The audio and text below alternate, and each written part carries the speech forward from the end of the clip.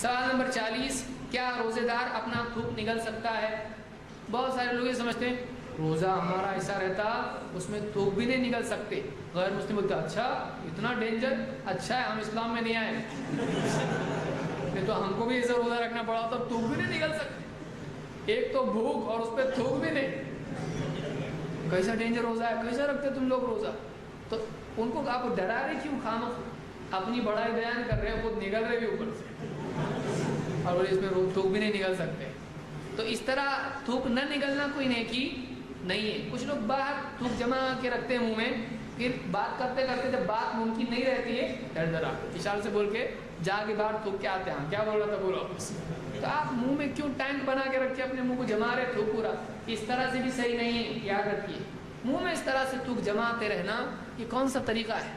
یہ صحیح نہیں ہے.